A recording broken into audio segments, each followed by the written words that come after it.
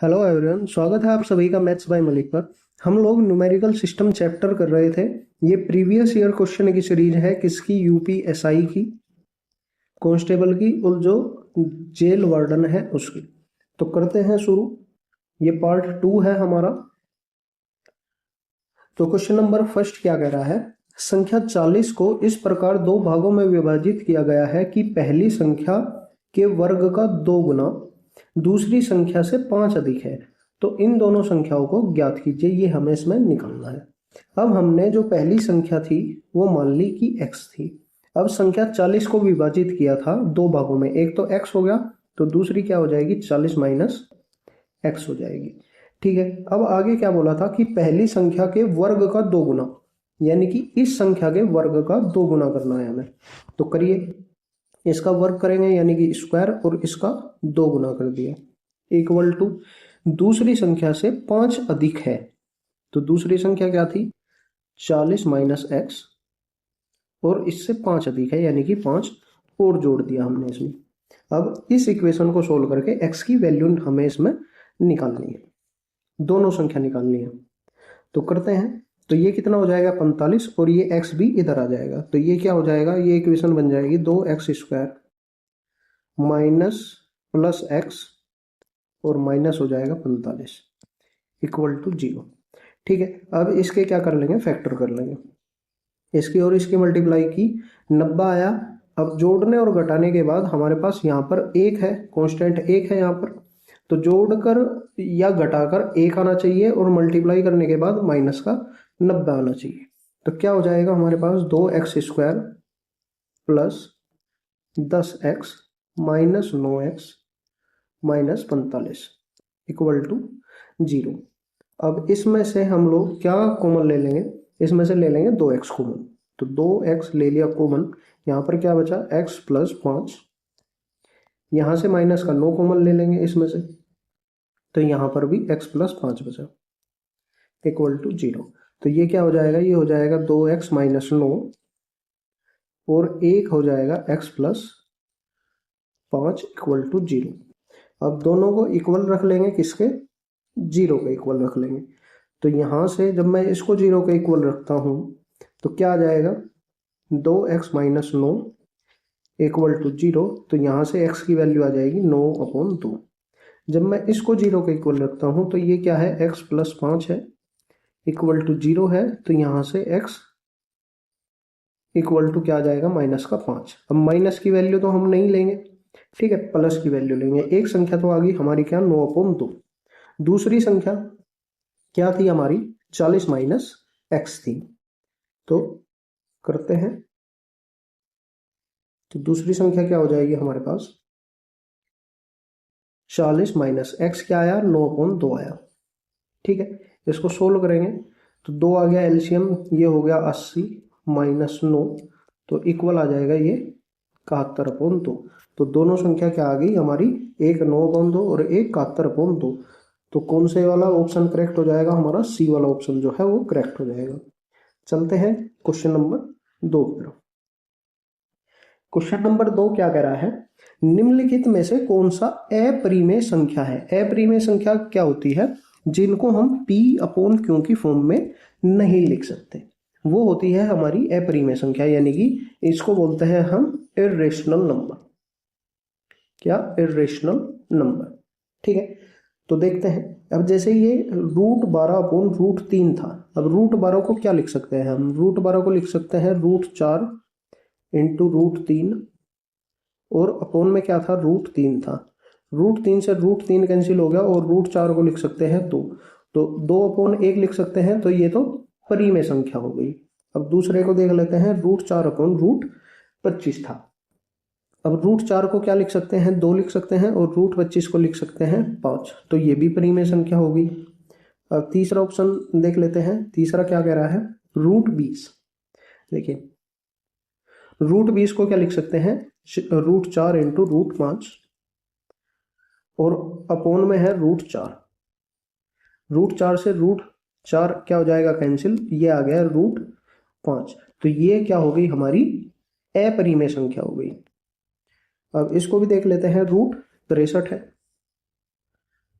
अब रूट 63 को क्या लिख सकते हैं, 9 इंटू √7 अपॉन 28 था, तो ये क्या हो जाएगा √7 इंटू √4। √7 से √7 कैंसिल आउट हो जाएगा, 9 का रूट क्या होता है 3 होता है, और 4 का रूट क्या होता है 2 होता है, तो ये भी परिमेय संख्या हो गई।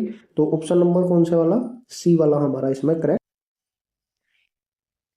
क्वेश्चन नंबर 4 क्या कह रहा है, यदि एक संख्या का 6/7 का 1/3 28 के बराबर है तो वह संख्या क्या है। अब हमने वो संख्या मान ली कि वो x थी। अब x का 6/7 भाग और इसका भी 1/3 किसके बराबर है, 28 के बराबर है। ठीक है, तो x की वैल्यू निकालनी है, निकल जाएगी। x इक्वल टू क्या हो जाएगा 28 इंटू 7 इंटू 3 और अपॉन आ जाएगा 6। 3 से 6 को काट लिया, 2 बार जाएगा, और 2 से 28 को काट लिया, कितनी बार जाएगा 14 बार जाएगा। तो आंसर हमारा क्या आ जाएगा, x इक्वल टू 14 इंटू 7 और ये आ जाएगा 98। तो ऑप्शन नंबर डी वाला हमारा इसमें करेक्ट हो जाएगा। चलते हैं अगले क्वेश्चन की तरफ। अगला क्वेश्चन क्या कह रहा है, 6 लगातार विषम संख्याओं का योग सबसे बड़ी संख्या के दुगने से 38 अधिक है, तो 6 संख्याओं का योग निकालें। अब जो विषम संख्याएं होती हैं यानी कि हमारे ओड नंबर होते हैं, ओड नंबर कौन से होते हैं, 1 होता है, 3 होता है, फिर 5 आता है, फिर 7 आता है, ऐसे चलते जाते हैं। ठीक है, तो पहली संख्या हमने मान ली कि पहली संख्या थी x, दूसरी संख्या क्या हो जाएगी x प्लस 2 हो जाएगी, तीसरी संख्या x प्लस कितनी हो जाएगी 4 हो जाएगी, फिर x प्लस 6, फिर x प्लस 8 कितनी हो गई 3 और 2 5 हो गई, और ये x प्लस 10। ठीक है, अब इसने बोला क्या था उसके ऊपर चलते हैं। 6 लगातार विषम संख्याओं का योग यानी कि इनका योग बड़ी संख्या, ये हमारी सबसे बड़ी संख्या होगी, बड़ी संख्या के दुगने से 38 अधिक है। इनको सभी को जोड़ लेते हैं। जब मैंने जोड़ा तो ये कितने x है, 6x है भाई, 1 2 3 4 5 और ये 6, तो 6x प्लस इक्वल टू ये कितना हो जाएगा 10, और ये 10 हो जाएगा, और ये 10, तो ये कितना हो गया, ये हमारा 30 हो गया। तो 6x प्लस 30 इक्वल टू किसके है, बड़ी संख्या के, बड़ी संख्या क्या है x प्लस 10 है, इसके दुगने से दुगना कर दिया, कितनी अधिक है 38 अधिक है। ठीक है, इसको सोल्व करना है, x की वैल्यू निकालनी है, तो क्या हो जाएगा 6x plus 30 equal to 2x plus 20 plus 38। ठीक है, 2x को उठा के इधर ले आएंगे और इसको 30 को उठा के इधर ले जाएंगे, तो क्या हो जाएगा हमारे पास, ये आ जाएगा 4x इक्वल टू ये हो जाएगा 58, 58 में से 3 गए तो कितना बचा 28 बचा। ठीक है, अब 4 से 28 को काट देंगे तो x की वैल्यू क्या आ जाएगी हमारे पास 7 आ जाएगी। हमें निकालना क्या था, 6 संख्याओं का योग निकालना था। अब 6 संख्याओं का योग आया कितना था, 6 संख्याओं का योग आया था ये, तो यहाँ पर 7 लिख देंगे x की जगह, तो 6 इंटू 7 प्लस 30, तो कितना हो जाएगा, ये 42 हो जाएगा, प्लस 30 हो जाएगा, इक्वल टू 72। इसका हमारा आंसर आ जाएगा। तो ऑप्शन नंबर सी वाला हमारा इसमें करेक्ट हो जाएगा। चलते हैं क्वेश्चन नंबर 6 की तरफ। क्वेश्चन नंबर 6 क्या कह रहा है, 3 निरंतर संख्याओं का जोड़ 87 है, इन 3 संख्याओं की अधिकतम संख्या क्या है, यानी कि सबसे ज्यादा बड़े वाली जो संख्या है वो क्या होगी। अब निरंतर चल रही है संख्या, तो पहली x हो जाएगी, दूसरी x प्लस 1 हो जाएगी, और तीसरी x प्लस 2 हो जाएगी। अब इन संख्याओं का जोड़ जो है वो 87 के इक्वल है। इन सभी को क्या कर देते हैं, जोड़ देते हैं, तो क्या आ जाएगा 3x प्लस 3 आ जाएगा, इक्वल टू क्या है 87 है। 87 में से 3 उधर जाके माइनस हो जाएगा, तो 3x इक्वल टू क्या आ जाएगा 84 आ जाएगा। तो x इक्वल टू क्या आ जाएगा 28 आ जाएगा यहाँ से।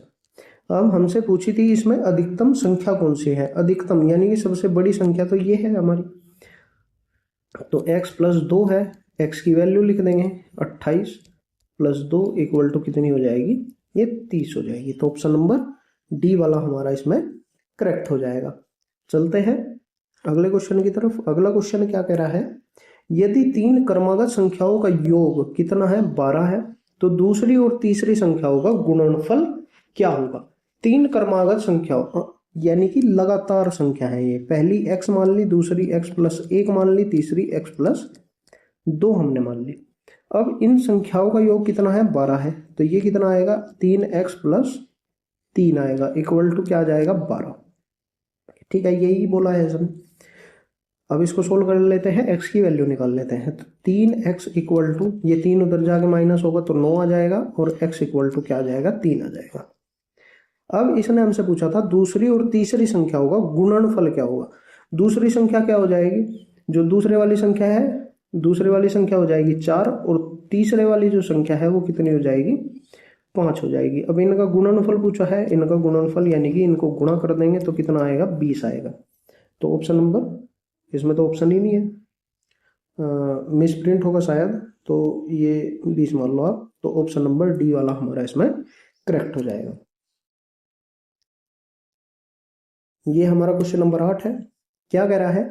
यदि एक संख्या के 3/6 हिस्सा उसी संख्या में जोड़ा जाता है तो परिणामी संख्या जो होती है वो 54 होती है। तो मूल संख्या क्या है, यानी कि जो हम मान के चलेंगे संख्या, वो क्या होगी? तो हमने संख्या मान ली कि वो संख्या थी x। अब x में इसी संख्या का 3/6 भाग जोड़ दिया, 3/6 भाग इसी संख्या का जोड़ दिया, और ये क्या बन गई? 54 बन गई। हमें x की वैल्यू निकालनी है, तो यहां पर लेना पड़ेगा हमें एलसीएम। 6 एलसीएम आ गया, तो ये 6x + 3x इक्वल टू 54 हो जाएगा। 6 इधर जाके मल्टीप्लाई हो जाएगा, तो ये 9x इक्वल टू, जब 54 में 6 की मल्टीप्लाई करेंगे, वैसे मल्टीप्लाई ना करो क्योंकि ये कट जाएगा, तो ये 54 × 6, 9 आ जाएगा डिवाइड में, तो ये 54 × 6/9। अब इसको काट लेते हैं 3 से, ये 2 बार जाएगा और ये 3 बार जाएगा। अब 3 से इसको काट लेते हैं, ये कितनी बार जाएगा? 18 बार जाएगा। तो ये कितना आ गया हमारे पास? x आ गया 18 × 2 यानी कि 36, और यही इसमें हमें निकालना था। तो ऑप्शन नंबर बी वाला हमारा इसमें करेक्ट हो जाएगा। चलते हैं क्वेश्चन नंबर 9 की तरफ। क्या कह रहा है क्वेश्चन? x और 5 के बीच का अंतर 41 और x के बीच के अंतर के बराबर है, यानी कि x - 5 इक्वल है किसके? 41 - x के। हमें x का मान निकालना है। बहुत ही सिंपल सवाल है भाई, इसको उठा के इधर ले आओ और इसको उठा के इधर ले आओ, तो ये माइनस का है, इधर आगे प्लस का हो जाएगा, तो ये हो जाएगा 2x इक्वल टू कितना? 46 हो जाएगा, और x इक्वल टू कितना आ जाएगा? 23 आ जाएगा। तो ऑप्शन नंबर हमारा कौन सा? बी वाला करेक्ट हो जाएगा। अगले क्वेश्चन की तरफ चलते हैं। देखिए, नीचे दी गई संख्याओं में कौन सी का वर्ग संख्या नहीं है, यानी कि ये वर्ग नहीं है। अब हमें पता है जो ये 1225 है, ये किसका वर्ग होता है? ये 35 का वर्ग होता है। अब जो ये 2025 है, ये किसका वर्ग होता है? ये हमारा 45 का वर्ग होता है। अब जो ये 2525 है, ये किसी का भी वर्ग नहीं होता, और जो ये 4225 है, ये हमारा 65 का वर्ग होता है। ठीक है, तो हमें बतानी थी कि कौन सी वर्ग संख्या नहीं है, तो ऑप्शन नंबर सी वाला हमारा करेक्ट हो जाएगा। चलते हैं अगले क्वेश्चन की तरफ। क्या कह रहा है कि जब आप 100 से 1000 तक गिनते हैं तो अंक संख्या जो 4 है वो कितनी बार आता है? ठीक है, इस क्वेश्चन को थोड़ा ध्यान से देखेंगे। देखिए, अब अगर मैं 100 से 200 तक की बात करूं तो 4 कितनी बार आता है? ऐसे तो मैं बता दूं कि ये 20 बार आता है, लेकिन आता कहाँ कहाँ है भाई? 100 से 200 तक 104 आएगा, फिर 114 आएगा, फिर 124 आएगा, फिर 134 आएगा, फिर 154 आएगा, 144 वाले को छोड़ देते हैं अभी, फिर 164 आएगा, फिर 174 आएगा, 184 भी आएगा, और 194 आएगा, और एक जो नंबर था यहाँ पे वो 144 था। अब इनको गिनिए, ये कितनी बार है भाई? 1 2 3 4 5 6 7 8 9 10, और ये 11, ये 11 बार हो गया। और एक 141 वाली लाइन थी, 141 142 फिर 143, ये वाली लाइन कहाँ तक है? 149 तक है भाई। 144 को नहीं गिनना क्योंकि ये आ चुका, तो ये कितने नंबर हो जाएंगे? ये 9 नंबर हो जाएंगे। तो टोटल कितनी बार आएगा ये 20 बार आएगा। ऐसे ही हम लोग जैसे 200 तक, 200 से 300 के बीच भी ये कितनी बार आएगा 20 बार आएगा। और 300 से 400 के बीच भी ये कितनी बार आएगा 20 बार आएगा। लेकिन जो 400 से 500 के बीच है वहां पर 4 जो नंबर है, जो 4 है वो कितनी बार आएगा, वो 120 बार आएगा। अब 500 से 600 के बीच कितनी बार आएगा 20 बार आएगा। 600 से 700 के बीच भी ये 20 बार आएगा। अब 700 से 800 के बीच भी ये कितनी बार आएगा, ये 20 बार आएगा, सॉरी 20 बार आएगा, ये 200 लिख दिया। और 800 से 900 के बीच भी ये कितनी बार आएगा 20 बार आएगा। और 900 से 1000 के बीच, 1000 के बीच कितनी बार आएगा 20 बार आएगा। अब इन सभी को जोड़ लेंगे, जब हम इन सभी को जोड़ेंगे तो हमारे पास कितना नंबर बैठ जाएगा 280, यानी कि 100 से लेके 1000 तक 4 जो अंक है वो कितनी बार आएगा 280 बार आएगा।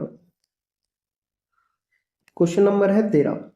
क्या कह रहा है, ये जो संख्या दी हुई है इस संख्या में 5 का स्थानीय मान और अंकित मान में क्या अंतर है। अब जो स्थानीय मान होता है, ये संख्या क्या है 2, 3, 5, 6, 9, 8 और 7। अब जो 5 का स्थानीय मान होगा, 5 है कहाँ पे, ये रहा 5। अब 5 के आगे कितनी डिजिट है, 4 डिजिट है, तो स्थानीय मान क्या हो जाएगा, 5 के आगे जितनी डिजिट है उतनी 0 लगा दो। और अंकित मान क्या होता है, जो ये अंकित मान है वो जो संख्या होती है वही उसका अंकित मान होता है, तो 5 इसका अंकित मान हो जाएगा।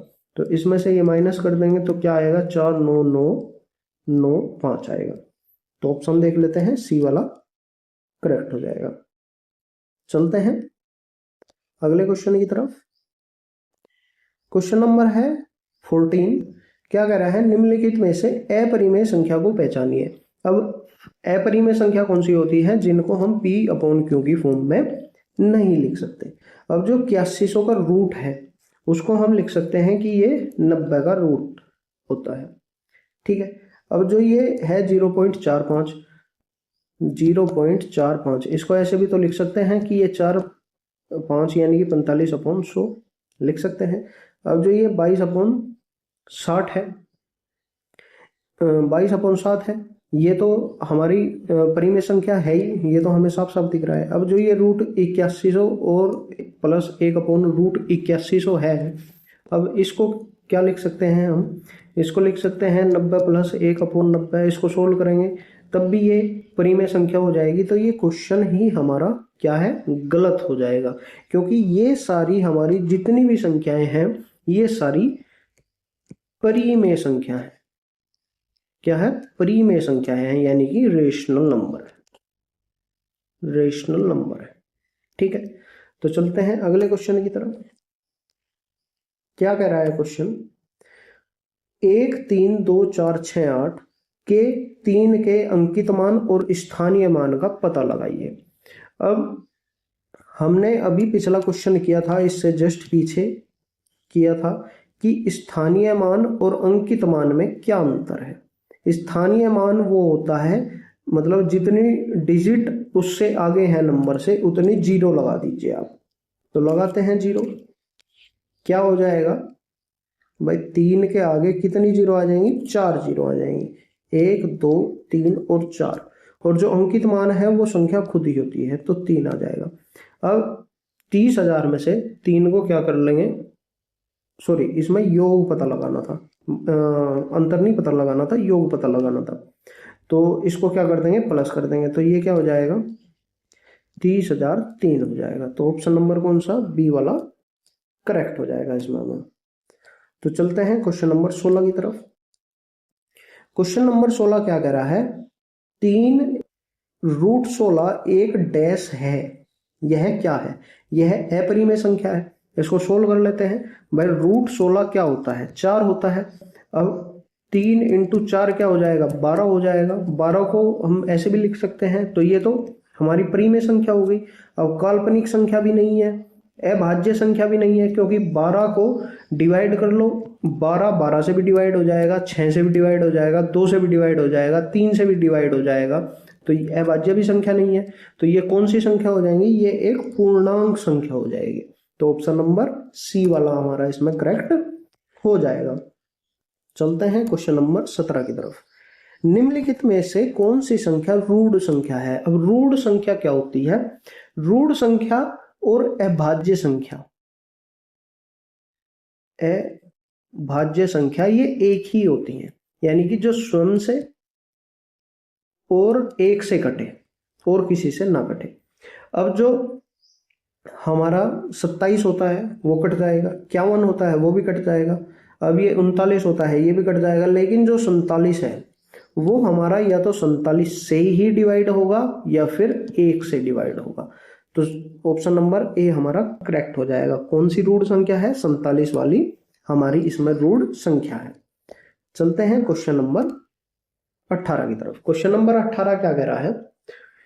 एक भाग के प्रश्न में भाजक भागफल का 6 गुना है और शेष फल का 5 गुना है और शेष फल क्या है? 12 है। तो भाज्य ज्ञात कीजिए। अब हमने बचपन में एक फॉर्मूला पढ़ा होता है, क्या? भाज्य भाज्य इक्वल टू भाजक इनटू भागफल, ये भागफल, और प्लस क्या होता है? शेष फल होता है, शेष फल होता है। ठीक है, अब इसी फॉर्मूले का यूज करेंगे हम इसमें। अगर मैं इंग्लिश की बात करूं, इसको बोलते हैं डिविडेंड, इसको बोलते हैं डिवाइजर, इसको बोलते हैं क्वोशेंट, और प्लस ये होता है रिमाइंडर। ठीक है, अब देखो इसने दिया था शेषफल 12, क्या? रिमाइंडर इक्वल टू दे दिया इसने 12, और बोला क्या था भाई? भाजक जो है वो शेषफल का 5 गुना है, भाजक जो है वो शेषफल का 5 गुना है। तो भाजक कितना हो जाएगा हमारा? भाजक कितना हो जाएगा? वो शेषफल का 5 गुना है, ये 12 था, ये 5 हो जाएगा, तो ये 12 पंजे 60 हो जाएगा। और जो भाजक है वो भागफल का 6 गुना है, तो भागफल कितना आ जाएगा? भाजक 6 गुना है तो भागफल कितना आ जाएगा? ये आ जाएगा हमारे पास कितना? 10 आ जाएगा। ठीक है, अब हमें इसमें भाज्य निकालना था, तो भाज्य निकालेंगे, सारी वैल्यू हमारे पास आ गई, तो क्या करेंगे? इनको रख देंगे। तो ये 60 इंटू 10 और प्लस क्या आ जाएगा? 12, तो ये हो जाएगा 600 और प्लस 12 इक्वल टू क्या आ जाएगा? 612 इसका हमारा आंसर आ जाएगा। तो ऑप्शन नंबर कौन सा? ऑप्शन नंबर बी वाला हमारा इसमें करेक्ट हो जाएगा। चलते हैं अगले क्वेश्चन की तरफ। अगला क्वेश्चन क्या कह रहा है? अगला क्वेश्चन कह रहा है कि एक व्यक्ति जनवरी 2019 में 1650 रुपए बचाता है, हर महीने पिछले महीने की तुलना में 85 रुपए बढ़ाता रहता है, तो 2019 वर्ष में वार्षिक बचत उसकी क्या है? भाई जनवरी में उसने 1650 रुपए बढ़ाए, और फरवरी में क्या किया उसने? 1650 रुपए तो थे ही, उसमें 85 रुपए और ऐड कर दिए, मतलब जोड़ने में और ऐड कर दिए, तो ये कितना हो जाएगा? 1735 हो जाएगा। फिर मार्च में क्या किया? इसमें 85 रुपए और बढ़ा दिए, मतलब हर महीने 85 रुपए और बढ़ा देता है, तो ये क्या हो जाएगा? ये 1820 हो जाएगा। ये ऐसे चलते जा रहा है कब तक? दिसंबर तक। ठीक है, हमें बताना है कि 2019 वर्ष में उसकी पूरी बचत क्या थी जनवरी से लेकर दिसंबर तक की। अब इसमें हम समांतर श्रेणी का यानी कि एपी के सम का यूज करेंगे। क्या फॉर्मूला होता है? S n equal to n upon 2 a plus n minus 1 into d. ठीक है, एन क्या होता है? एन होता है जितनी टर्म है, यानी कि 1 2 3 टोटल महीने कितने होंगे? 12, तो एन इक्वल टू क्या हो जाएगा? 12। ए क्या होता है? ए हो जाएगा हमारी जो फर्स्ट टर्म होती है, जो पहला पद होता है, यानी कि 1650। ठीक है, और जो डी है वो इन दोनों का अंतर हो जाएगा, दूसरी या तीसरी का अंतर लगा लो या पहली वो सॉरी, दूसरी तीसरी का अंतर लगा लो या तीसरी और दूसरी का अंतर लगा लो, तो डी क्या आ जाएगा इसमें हमारा 85 आ जाएगा, क्योंकि 85 का ही अंतर चलता चला जा रहा है। तो फॉर्मूले में वैल्यू रख देते हैं हम, रखेंगे वैल्यू, क्या हो जाएगा, ये हो जाएगा 12/2 ब्रैकेट में 2 × 1650 प्लस 12 - 1 × 85। ठीक है, इसको सोल्व कर लेते हैं। ये 6 आ गया, ये कितना आ जाएगा, ये 3300 आ जाएगा, प्लस ये 11 × 85 कितना आ जाएगा, 935 आ जाएगा। इसको जोड़ लेते हैं तो ये कितना आ जाएगा, 6 × कितना, ये 4235 आ जाएगा, और इनकी कर देते हैं मल्टीप्लाई, तो ये आ जाएगा 25,410। ठीक है, यानी कि उसने पूरे साल कितने रुपए बचाए, 25,410 रुपए बचाए, 25,410 रुपए बचाए। तो ऑप्शन नंबर बी वाला हमारा इसमें करेक्ट हो जाएगा। चलते हैं, क्वेश्चन नंबर लास्ट है हमारा। क्या कह रहा है, एक समांतर श्रेणी का 17वां पद और पहला पद कितना है, 315 है 17वां पद, और पहला पद 251 है। तो 24 पदों का योगफल ज्ञात करिए। इसमें भी हम क्या यूज करेंगे, समांतर श्रेणी का ही यूज करेंगे। भाई समांतर श्रेणी का क्वेश्चन है तो समांतर श्रेणी का ही यूज करेंगे। अब 17वें पद को, जो ये 17वां पद था, इसको हम क्या लिख सकते हैं, इसको लिख सकते हैं a + 16d = क्या है, 315 है, और a क्या है इसमें हमारा 251 है। तो यहां से हम क्या निकाल लेंगे, d निकाल लेंगे। ठीक है, तो d कितना आ जाएगा भाई, ये 251 प्लस 16d = 315। तो यहाँ से 16d = आ जाएगा 315 में से 251 माइनस करेंगे तो 64 बच जाएगा, और d = आ जाएगा 4। अब फॉर्मूले में वैल्यू रख देते हैं, 24 पदों का हमें योगफल इसमें ज्ञात करना है। तो रखते हैं फॉर्मूले में वैल्यू। फॉर्मूला क्या होता है, अभी बताया था कि ये Sn = n/2 ब्रैकेट में 2a + n-1 × d होता है। ठीक है, और n क्या है यहाँ पर, n है = हमारे पास 24, क्योंकि हमें 24 पदों का योगफल निकालना है। तो क्या हो जाएगा,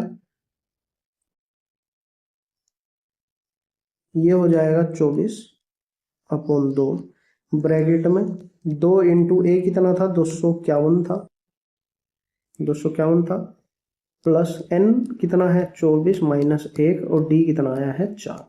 अब इसको सोल्व कर लेते हैं। सोल्व करने के बाद हमारे पास क्या आ जाएगा, ये 24 काटेंगे तो ये 12 आ जाएगा, 251 और 2 की मल्टीप्लाई करेंगे तो ये 502 आ जाएगा, प्लस ये 23 बचेगा, 23 × 4 करेंगे तो ये 23 चौक 92 होता है, 92 आ जाएगा। तो ये क्या आ गया हमारे पास, 12 × ये 1294 हो जाएगा, वो सॉरी 594 हो जाएगा, और इक्वल करेंगे तो ये 7100 नहीं, ये 7128 आ जाएगा। ठीक है, तो 24 पदों का योग क्या आ गया, 7128। तो ऑप्शन नंबर ए वाला हमारा इसमें करेक्ट हो जाएगा। तो यहाँ पर हमारी ये वीडियो खत्म होती है। अगर वीडियो अच्छी लगी हो तो अपने दोस्तों के साथ शेयर करना और चैनल को सब्सक्राइब करना।